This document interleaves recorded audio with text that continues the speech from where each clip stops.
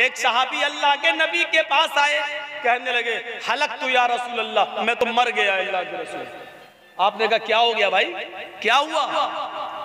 गौर से सुनना, बड़ी अच्छी बात बता रहा हूं। देखिए इस्लाम कैसा रास्ता निकालता है। अल्लाह के रसूल मैं तो बर्बाद हो गया। कहा क्या हुआ? कहा अल्लाह के नबी रोजे की हालत में अपनी बीवी से हम बिस्तरी कर ली। रोजे से था और बीवी से मिल लिया। अल्लाह के नबी ने सर पटका, ये क्या किया, तुम्हें मालूम नहीं था? तो मालूम तो था। फिर कहा मैं सोच रहा था कंट्रोल कर लूंगा, लेकिन वो थोड़ा ज्यादा मामला आगे बढ़ गया और मैं। अल्लाह के नबी ने कहा कि चलो कफारा अदा करो। हाँ हाँ कर देंगे कर देंगे। क्या है बताइए तो?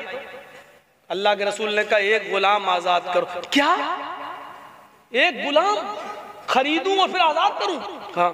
कहा अल्लाह के रसूल पूरी जिंदगी तो मुझे गुलामी करते हुए हो गई है, मुझे तो खुद आजाद किया गया है, मैं कैसे कोई गुलाम खरीद पाऊंगा, मेरे पास उतना नहीं है।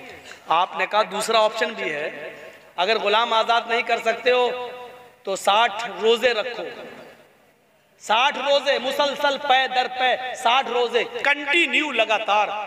कहता कितने? अल्लाह के नबी ने कहा 60 और तुम्हारी बीवी हो जाएगी। कहा अल्लाह के रसूल एक रोजे का तो ये हाल है कि कंट्रोल नहीं कर पाया, बीवी से मिल लिया, आप कह रहे हैं 60। ये भी ताकत नहीं है मेरे अंदर, ये भी नहीं कर पाऊंगा पूरा। अल्लाह के रसूल मुस्कुराए, अच्छा अच्छा ये नहीं कर पाओगे? तो एक रास्ता और है। क्या? 60 मिस्कीनों को खाना खिलाओ। कहता है 60? कहा हाँ। 60 मिस्कीनों को कहां से लाऊं? अल्लाह के नबी ने कहा एक बार में 60 मिस्कीनों को बुला के खाना खिला दो। आज बुलाओ 60 को खिला दो, कल अपनी बीवी से मिल लो, तुम्हारी बीवी।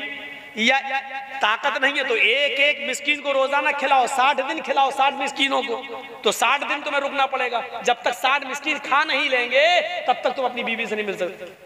अल्लाह के रसूल मेरा हाल तो यह, सुबह उठता हूं तो भूखा उठता हूं, शाम को अगर खा के सोता हूं तो सुबह नहीं मिलता, सुबह खा लूं तो शाम को भूखा सोता हूं। अरे मेरे तो घर में खाने को नहीं है, हम 60 मिस्कीनों को कहां से खिला पाऊं? ये भी ताकत नहीं है मेरे अंदर। अल्लाह के नबी ने कहा ये भी ताकत नहीं है, तो 3 ही ऑप्शन थे, अब तो कोई चौथा ऑप्शन है नहीं। तो कहा क्या फिर मेरे लिए कोई रास्ता ही नहीं, जब मेरे तीनों की ताकत नहीं है तो? अल्लाह के रसूल ने कहा अच्छा रुको, तुम्हारे लिए मैं सहाबा से चंदा करवाता हूँ। आपने ऐसे ही लोग बैठे हुए थे, सहाबा से कहा अपने भाई की मदद करो बेचारे की, इसने ऐसा ऐसा कर लिया, इसकी कुछ मदद करो, कपड़े से, खजूर से, ये अपने इलाके के गरीबों में बांट देगा, वही इसका कफारा हो जाएगा। सहाबा उठे, कोई 1 खजूर लाया, कोई 2 लाया, कोई 5 लाया, कोई 1 टोकरा भर गया, 5 किलो का 10 किलो का खजूर भर गए। अल्लाह के रसूल ने बोला इधर आओ, तुम्हारे भाइयों ने तुम्हारी मदद की, इधर आओ। वो आया, लो क्या उठा के दिया, लो क्या करूं? अल्लाह के रसूल ने कहा अपने कबीले में जाओ, अपने गांव में, और ये गरीबों में बांट दो और बीवी बना लो, जाओ तुम्हारी बीवी तुम्हारे लिए हलाल हो जाएगी। तुम्हारे भाइयों ने मदद की है, इस खजूर को अपने इलाके के गरीबों में दे दो। कहने लगा गरीबों में दे दूं? कहा हाँ। अल्लाह के रसूल अल्लाह की कसम मेरे पूरे गांव में मुझसे बड़ा गरीब कोई है ही नहीं, मेरे पूरे कबीले में मुझसे ज्यादा गरीब कोई नहीं। अल्लाह के रसूल भी हंस दिए और साहबा भी हंस दिए, बोले अच्छा तू ही खा ले और अपने बच्चों को खिला दे और जा, तेरी बीवी तेरे लिए हलाल हो गई, जा। मेरे भाइयों ये रास्ता निकालता है इस्लाम। इस्लाम सबके लिए है। इस्लाम पर अमीर भी अमल कर सकता है और गरीब भी अमल करके जन्नती हो सकता है। इसलिए अल्लाह ने कहा जो इस्लाम को छोड़कर दूसरा रास्ता इख्तियार करेगा उसका कबूल नहीं किया जाएगा, क्योंकि इस्लाम के अंदर ये खुसूसियतें हैं जो और दूसरे मजहब के अंदर नहीं हैं। अगर आप ईसाई हैं तो पूरे गरीब बन जाओ, जब तक घर मकान सब तक लुटा नहीं दोगे, गरीबों में खर्च नहीं कर दोगे, तब तक जन्नत में नहीं जाओगे। अगर आप हिंदू हैं तो जब तक 2000 रुपये नहीं आग में झोंकने के लिए, तब तक आपको स्वर्ग और पैराडाइज नहीं मिल रही है।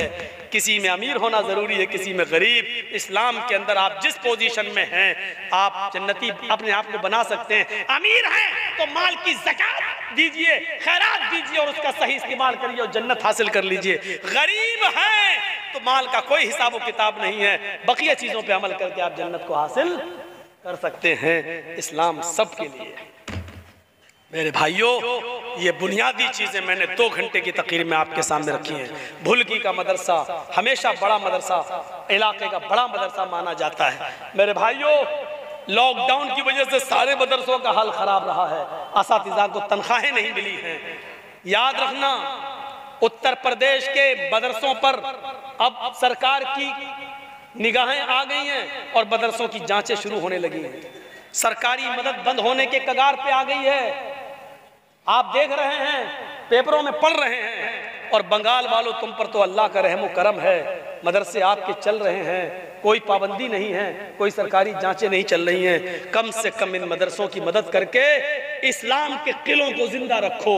और आपसे चलते चलते गुजारिश करके जा रहा हूँ, लॉकडाउन की वजह से मदरसों के हालात बहुत ख़राब हैं और कितने मदरसे तो बंद हो चुके हैं। कम से कम असातिज़ा को तनख्वाहें मिल जाएं, आप मदरसे का ताउन करते जाएं। और जो दे चुके हैं उनसे गुजारिश है मज़ीद मेरे कहने पर भी कुछ दे दें। मुझे कल जाना है। और एक बात और कह दूं कि मेरे प्रोग्राम थे 22 तारीख से लेकर आज तक, ये जो है 28 फरवरी का, यहाँ तक प्रोग्राम थे।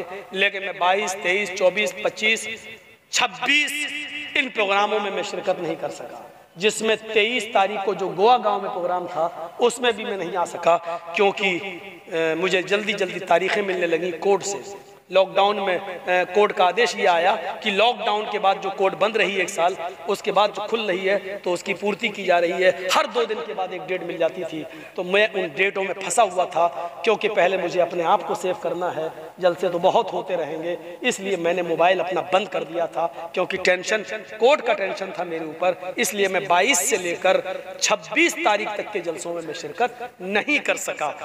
हम भी इंसान हैं, हमारे ऊपर भी परेशानी आती है। और 26 के बाद फिर डेट पड़ गई 2 मार्च। इसलिए मैं चला आया कि 27 और 28 का प्रोग्राम कर लूं। और आज 1 हो गई है, मैं बागडोरा भाग रहा हूं और फिर मुझे कोर्ट की तरफ जाना है, फिर तारीख लेना है। और अब इंशाल्लाह लंबी तारीख मिलेगी। हिंदुस्तान में बस वही है, तारीख पे तारीख, तारीख पे तारीख, तारीख पे तारीख।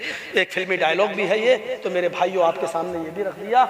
ये फिल्मी डायलॉग हो तो क्या हुआ, सच्चाई जहाँ से मिले ले लेना चाहिए। ये सच्चाई पर हकीकत मबनी है, न फैसला कर रहा है, न छोड़ रहा है, न सजा सुना रहा है। ये अजीब मसला है। बस आओ, एक जहनी तौर पर परेशान करने की एक आदत है जो हिंदुस्तानी कोर्टों में बनी हुई है। दुआ करो अल्लाह ताला मुझे इस मुसीबत से निकाले, नजात अता फरमाए। यही एक केस अब मेरे ऊपर रह गया है 54 केसों में से। दुआ करो अल्लाह मुझे इस केस से भी नजात अता फरमाए। अल्लाह ताला से दुआ है। और आपसे फिर गुजारिश करता हूँ कि मैं 5 मिनट बैठूंगा, 10 मिनट आप स्टेज पे भी लाके दे सकते हैं, चादर घूम रही उसमें भी दे सकते हैं। बारे अल्लाह हम तमाम मुसलमानों पर रहम फरमा, हमारे मुल्क हिंदुस्तान में अमन और शांति पैदा फरमा दे। ऐ अल्लाह, बंगाल में चुनाव करीब है, ऐ अल्लाह उस सरकार को बंगाल के अंदर दोबारा चुनकर उस सरकार को चुन जो इस देश के लिए बेहतर हो। मैं फिर किसी का नाम नहीं ले रहा हूँ, हो सकता है इंडिया टीवी वाला फिर किसी को उछाल दे कि मौलाना जर्जिस ने किसके लिए, जो इस देश के लिए बेहतर हो, जो हमारे मुल्क के लिए बेहतर हो, और जो हिंदू मुसलमान सिख ईसाई और सबको साथ में लेके चलता हो। अल्लाह ऐसी अमन पसंद सरकार को बंगाल में दोबारा वापस फरमा दे। बारे अल्लाह जब तक हमें जिंदा रख, इस्लाम पर जिंदा रखना, जब हमारा खात्मा हो तो ईमान पर हमारा खात्मा फरमाना। वमा अलैना इल्लल बलागुल मुबीन व आखिरु दावाना अल्हम्दुलिल्लाहि रब्बिल आलमीन। अस्सलामु अलैकुम व रहमतुल्लाहि व बरकातुहू। अब लोग सेल्फी